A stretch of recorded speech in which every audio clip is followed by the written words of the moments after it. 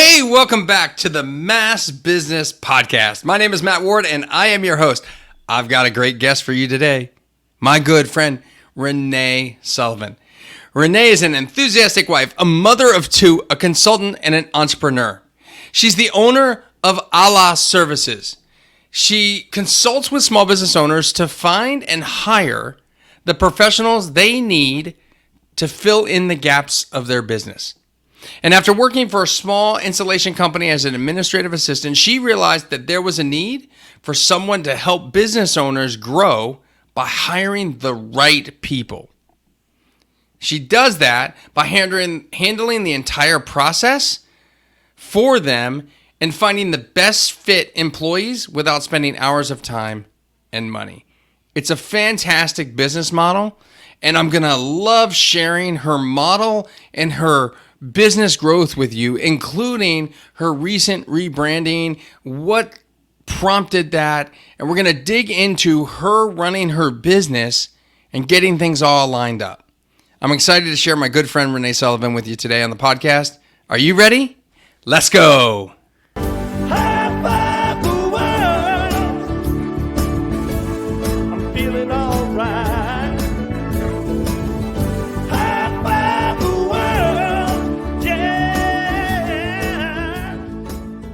Welcome to the Mass Business Podcast, where small business owners, also known as risk takers, share their stories about the growth of their business and themselves. Our interviews and our content is focused on growing a small business and understanding networking and referrals. I say it all the time, and I'll say it again today. You never know where your next referral will come from.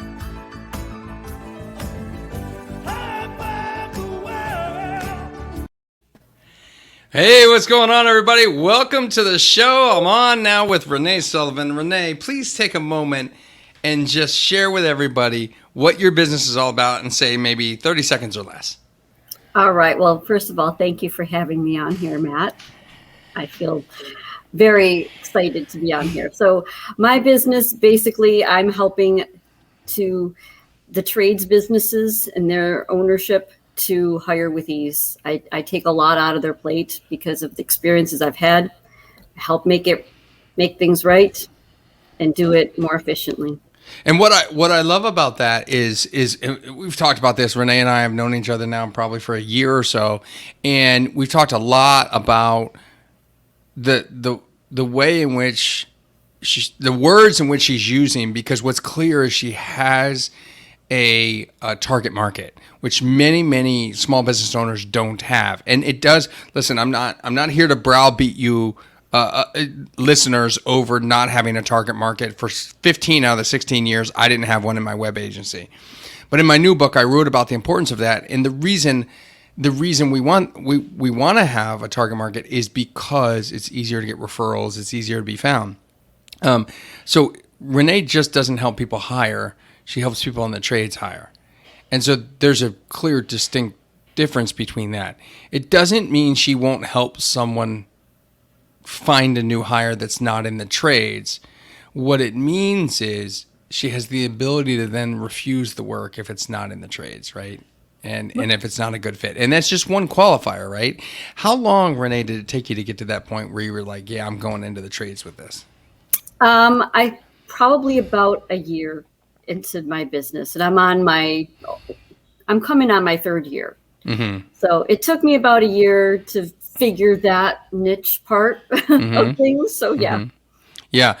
And so it's interesting because we could have a whole podcast about hiring, right? Mm-hmm. Because we've talked with people in season 1 and even already in season 2 about having teams and leadership and managing people and outsourcing and all these different things.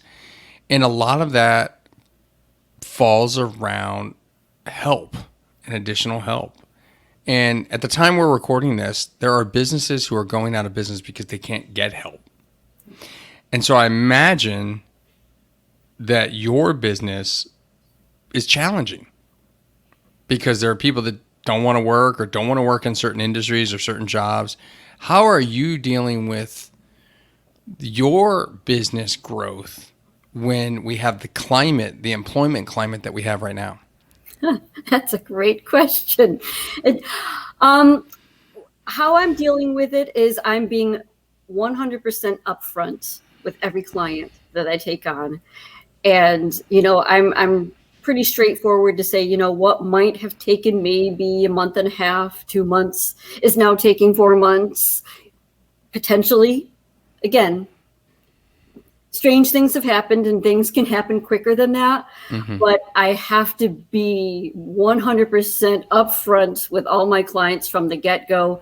And I have to know exactly who they want, why they want them, and we need to figure that out together. And that takes a little bit of time in the beginning to start that process.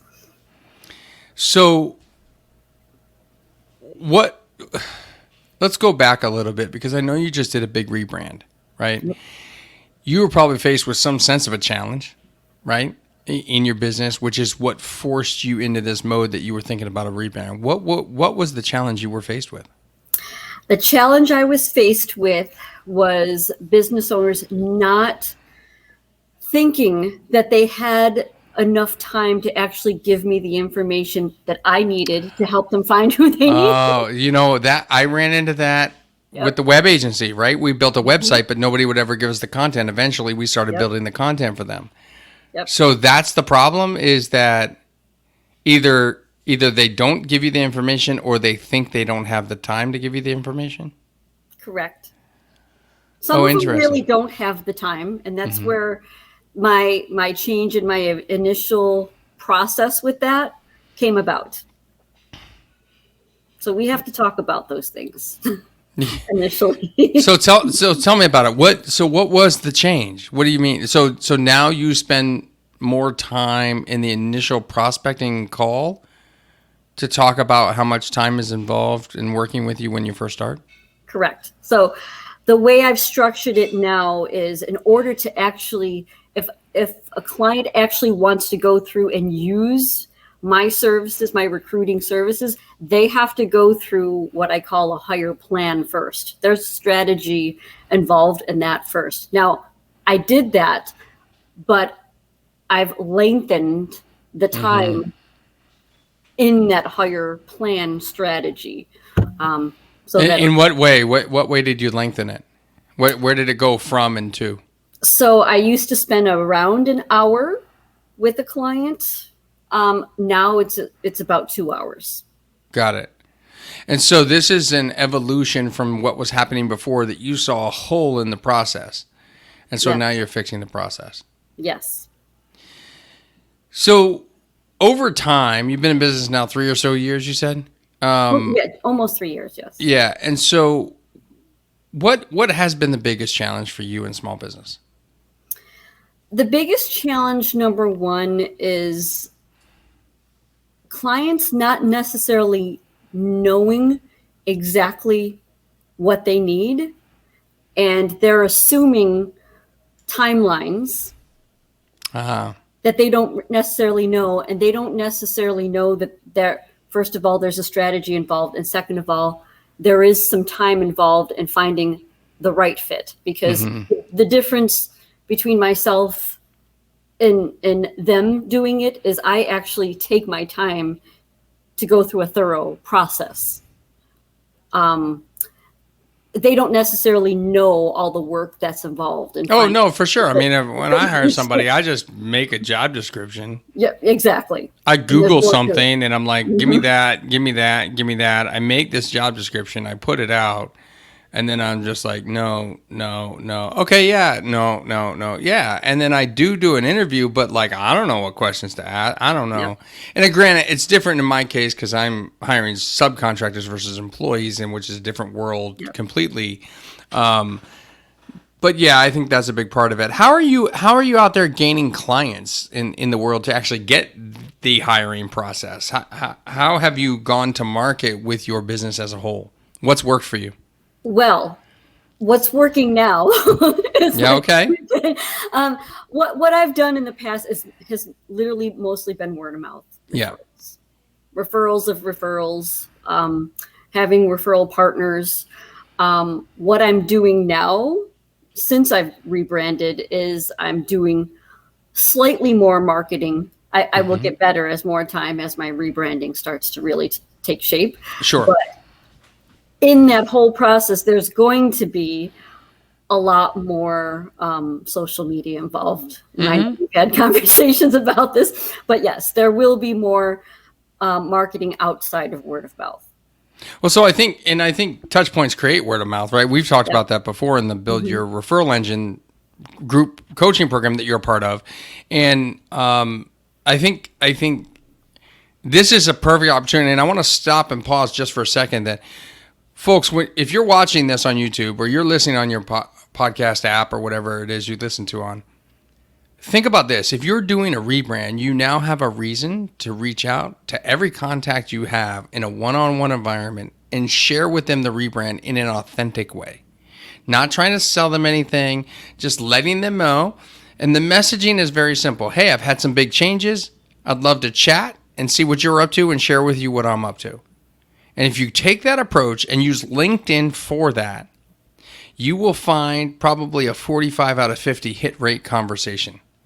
That's amazing, right? That's 90% out of 100 people. 90 people are going to have a conversation with you, and it's a great opportunity to talk about the new branding. And what it also does is if you've rebranded yourself, it really allows you to hone your talking points because you need those 100 conversations to get the repetitive nature of the words coming out of your mouth so that they just flow off the tongue.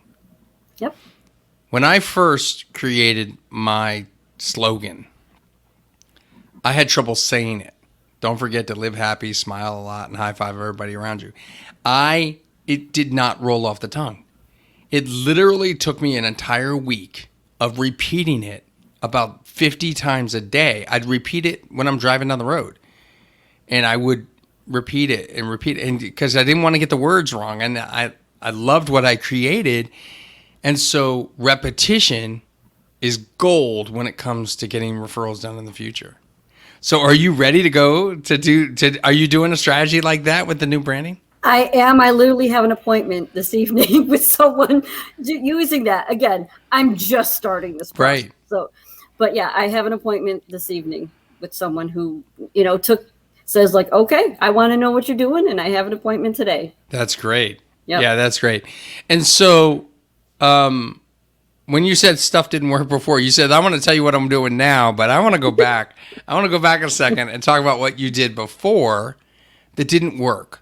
So share with the audience a story about something that didn't work so that maybe they can learn and try and avoid that mistake in the future for themselves.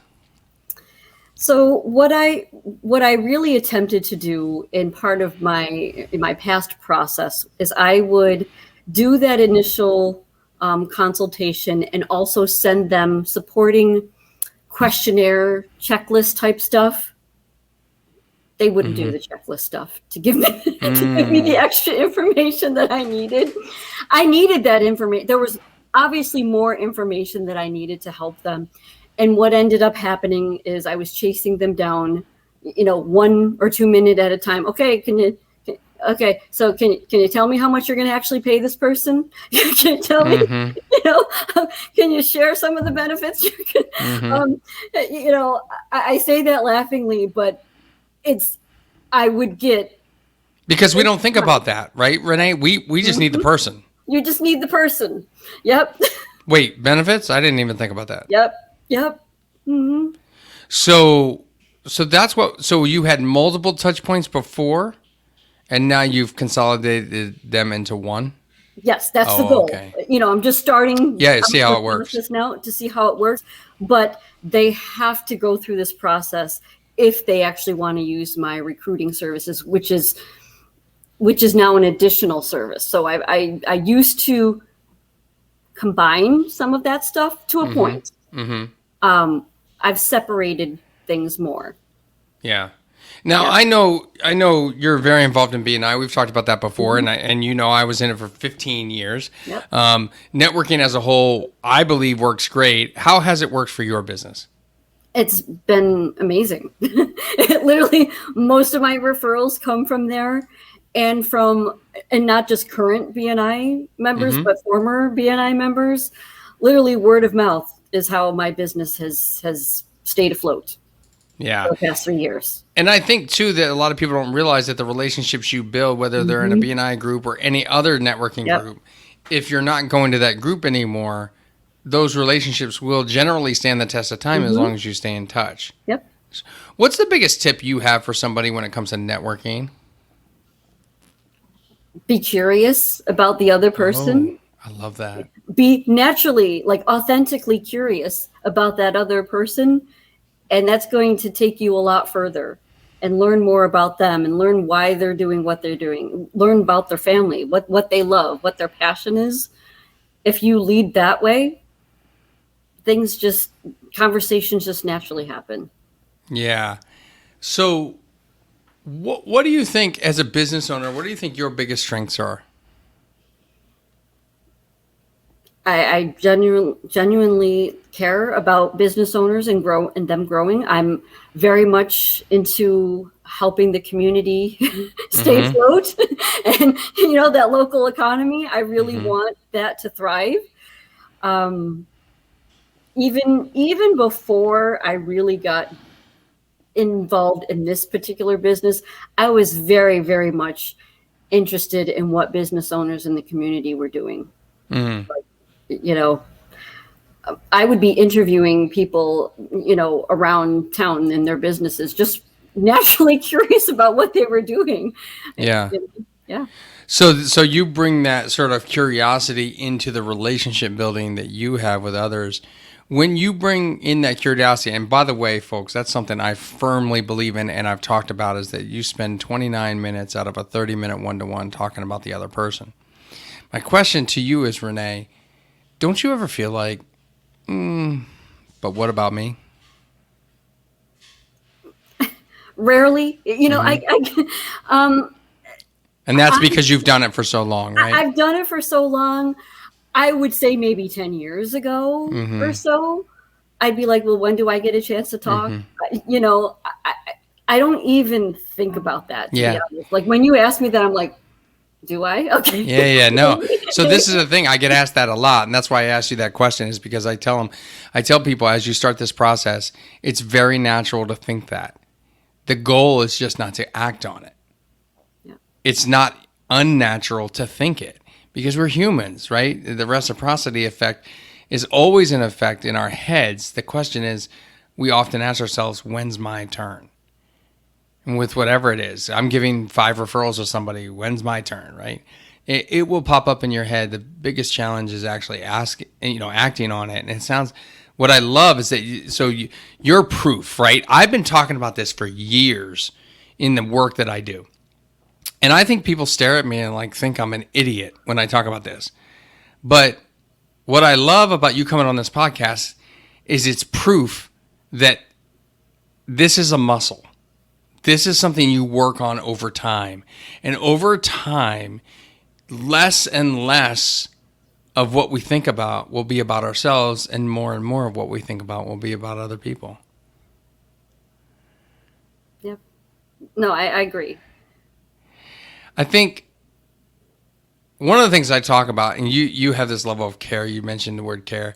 I talk all the time about know, like, trust, and care about other people. That when we care about other people, we raise our own internal level of joy. And that makes us happier. When we write thank you cards to other people, that makes us happier. Yep. And we bring that space to the world, we are going to get more referrals, more business. Our business is going to thrive more consistently and on an increased slope over time by just bringing more joy and care to the world. And I love it. I've known you now for a year or so, but you bring that all the time. I love your laugh. It makes me happy. It makes me laugh. And we have good times all the time when we're having conversations. And, it's just about what can we learn from other people, And so that inquisitive mind is so important. Does that lead you, I see all those books on your bookshelf. Does that lead you to read a lot? Yes, I read a lot. And, I'm a nerd in some ways when it comes to that, because I'm literally the only books I'm reading are success books, business books. And I read the same ones over and over again, and they're all pretty much the classics. Although I interweave new books in there. Let's have a conversation about your books. Normally, I save this for the end of the show, but I want to, since we're on the topic now, I want to talk about the multiple books that you're talking about, because you're definitely mentioning a few here. What are some of the classics you're referencing when you use the word classics? Well, things like Think and Grow Rich. Things like The Magic of Thinking Big, Ask and it is Forgiven, or Ask and it is Given, Richest Man in Babylon, things like that, even the thick ones like the Napoleon's Hill, the 16 lessons for success. I can't remember the exact title now.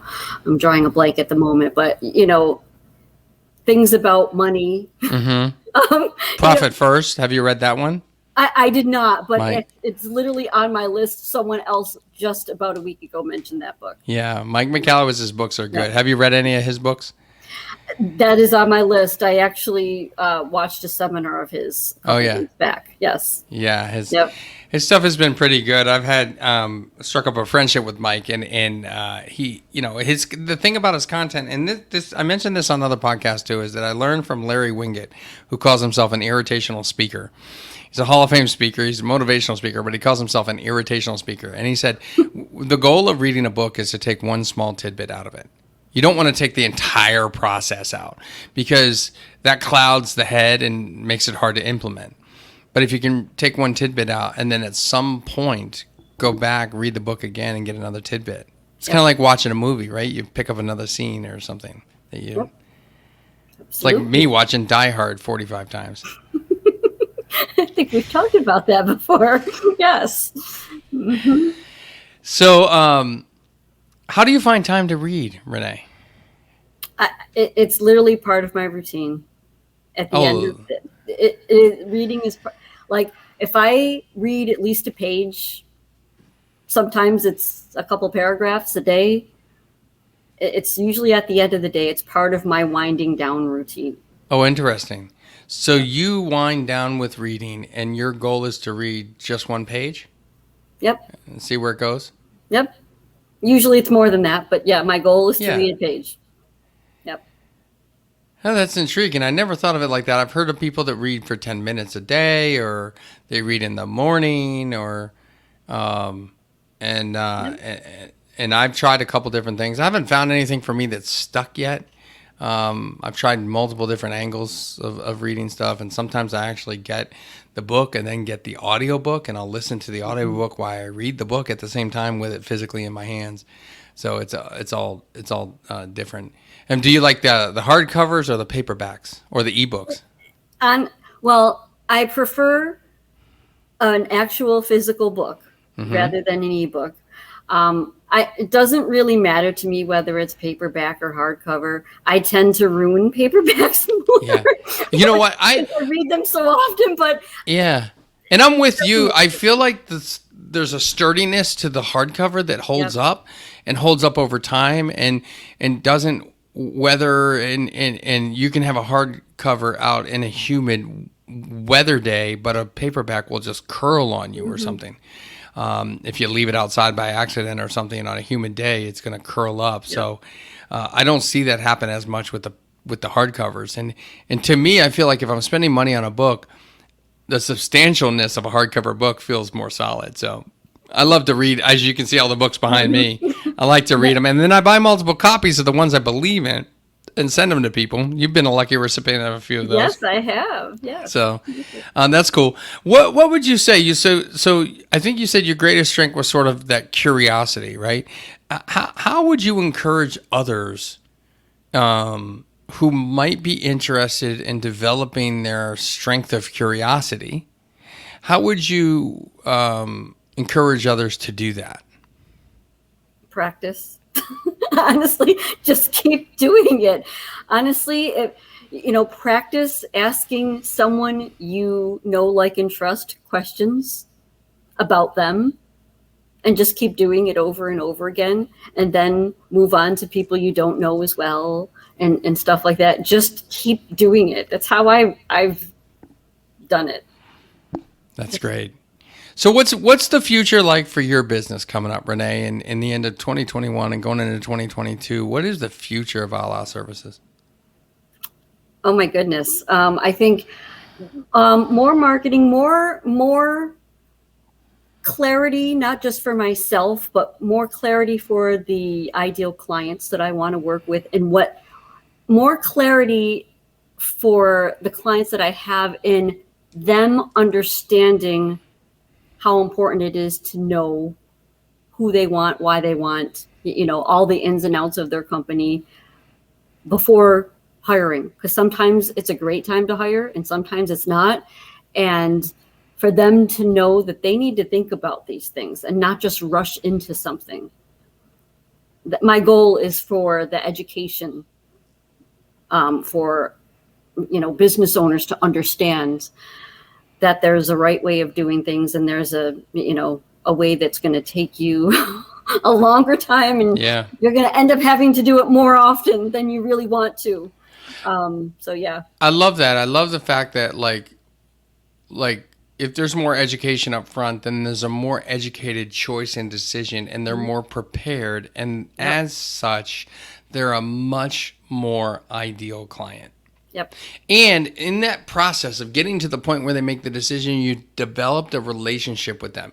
If they're transactional, you're going to immediately realize it, and it's not going to be a good fit because they're not going to want to do all that work that's prior to you actually signing the contract or the hiring contract. Yep. And, I talk about that in the high five effect, which is transactional people often aren't our ideal clients because they're just not interested in the relationship. Yep. And what often happens in that is they miss the boat on what's needed in the industry that we're providing the service in. Right. And so if they're just like, hey, I'm here to get the widget, there's Amazon for that. Yep. Right. There's retail stores like Best Buy and Dick's Sporting Goods and Target and Walmart for all of that. That's not who we are as service-based businesses. And so I think the work done throughout that plan process that you're talking about develops that relationship skill set, which brings them into that ideal client zone. Those of you interested in the ideal client zone, you can find that in the ideal client matrix that I created inside the book, The High Five Effect, that comes out October 26th. So check that out.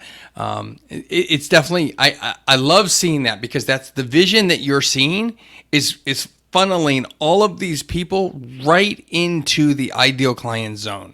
Yep. It's so good. So great. One question I like to ask the guests that come on the podcast is not considering software in your industry-specific software. Other than that, what piece of software could you not live without that maybe you think another person listening or watching on YouTube should check out and see if it could change their business? I could not do without Zoom, believe it or not, because a lot of my initial calls are on Zoom, and I record them because I need that information.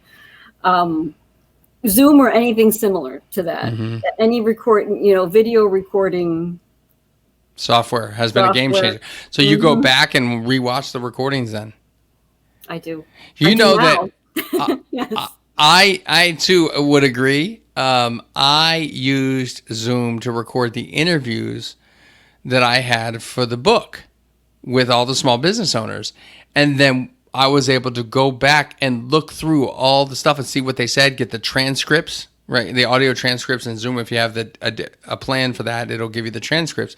And then you can look at what people said and kind of pull that information out. And so I used it for the book, but you're using it for the client briefing, which is fantastic. Yep. That's great. So thanks for joining us. So first of all, let me just tell the world out there listening, Renee's a huge networker. So she's very, very well connected.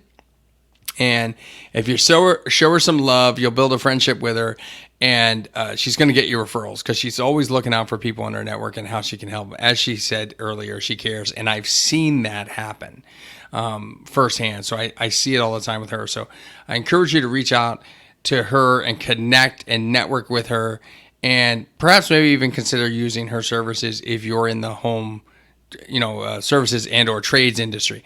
Renee, if people want to reach out and connect with you, how do they get a hold of you? What's the best way to reach you? What's all the ways to reach you? So I'm a mixture of old school and new school. You can actually call me. I will pick up if I'm available. My phone number is 508-320-2566.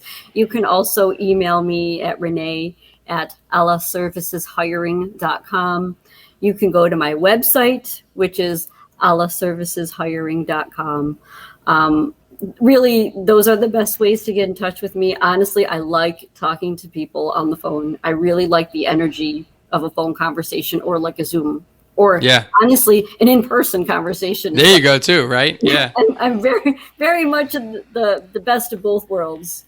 That's awesome. And again, we'll have all those links, email, phone number, all that listed in the contact information in the show notes. So make sure you check that out and reach out to Renee. And for those of you who listen on your favorite podcast app, make sure you subscribe so that you get notifications of our podcast, which are every single business day. We're super excited to be bringing the Mass Business Podcast to you and helping you grow your small business. If you're watching on YouTube, make sure you smash that subscribe button so that you get notified of all the new episodes that come out. And engage with us in the comments. Myself and Renee will be in there chatting it up with you in the comments. As always, you can like our Facebook page as well, Mass Business Podcast.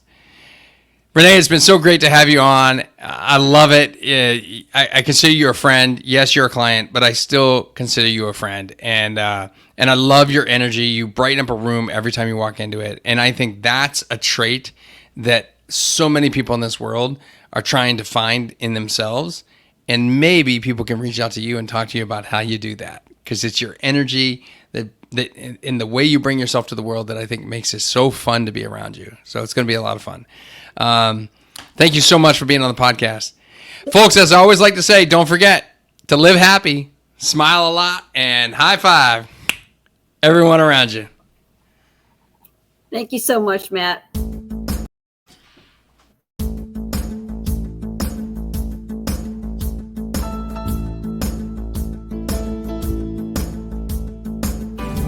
waking up this morning, gonna grab myself a smile. Thank you for listening to the Mass Business Podcast, where we focus on growing a small business and understanding networking and referrals. Don't forget to like on your favorite platform and share out this podcast.